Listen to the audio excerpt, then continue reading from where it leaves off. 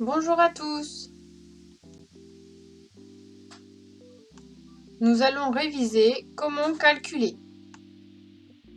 Allez, au boulot. D'abord avec les nombres relatifs, les fractions, puis on révisera aussi les priorités opératoires. Les nombres relatifs. Comment les additionner? Il faut d'abord regarder s'ils ont le même signe. S'ils ont le même signe, le résultat a le même signe que les nombres de départ et la distance à 0 du résultat, c'est la somme des deux distances à 0. Par exemple, 7 plus 5, positif et positif, le résultat sera positif et on additionne 7 et 5. Donc ça fait plus 12. De même avec moins 8 plus moins 4, négatif et négatif, ça nous fera négatif. 8 plus 4, ça nous fait donc moins 12. Et s'ils n'ont pas le même signe, le signe du résultat est le même que celui qui a la plus grande distance à 0.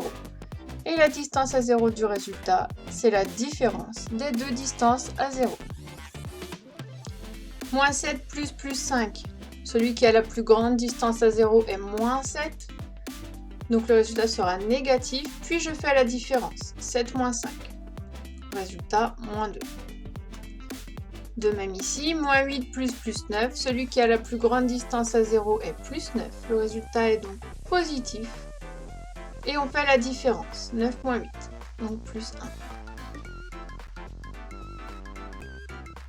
1. Soustraire deux nombres.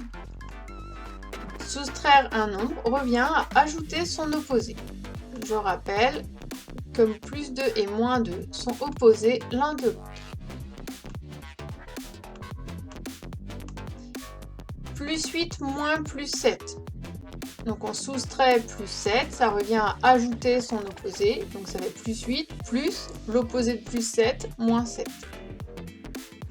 De même ici, plus 12 moins 5 deviendra plus 12 plus 5. Les fractions. Additionner deux fractions. Mettre au même dénominateur. Additionner les numérateurs entre eux et garder le dénominateur commun.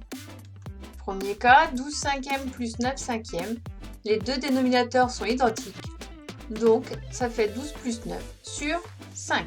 Autrement dit, 21 cinquièmes. Ici, plus compliqué. 8 tiers plus 7 sixièmes. Il faut mettre tout le monde au même dénominateur. Si je fais 3 fois 2, j'obtiens 6, qui serait identique au dénominateur de 7 sixièmes. Mais on n'oublie pas qu'il faut multiplier le numérateur et le dénominateur par le même nombre pour garder une fraction égale. Autrement dit, il faut aussi multiplier 8 par 2. Ce qui nous donne 16 sixièmes plus 7 sixièmes. Et on effectue maintenant le calcul. 16 plus 7, 23 sur 6, le dénominateur commun. Soustraire deux fractions. Ça se passe exactement de la même manière que l'addition, sauf que d'additionner les numérateurs, nous allons les soustraire. Et on garde le dénominateur commun. 12 cinquièmes moins 9 cinquièmes égale 12 sur 9 cinquièmes égale 3 cinquièmes. De la même manière, ici nous allons mettre 8 tiers sur 6 et nous allons obtenir 9 sixièmes. Passons maintenant aux priorités.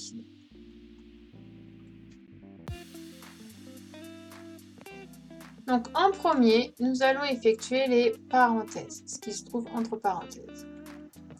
Ensuite, les multiplications et les divisions, pour finir avec les additions et les soustractions. Par exemple, dans le calcul suivant, nous allons d'abord effectuer 10 moins 6, qui se trouve entre parenthèses, qui est égal à 4. Maintenant, nous n'avons plus de parenthèses, par contre il y a une multiplication. Donc nous allons effectuer la multiplication. 8 fois 4, 32. Maintenant on n'a plus que des additions. Donc on effectue 12 plus 32 égale 44. Si on n'a que des additions et des soustractions, on effectue les calculs de gauche à droite. De même s'il n'y a que des multiplications et des divisions.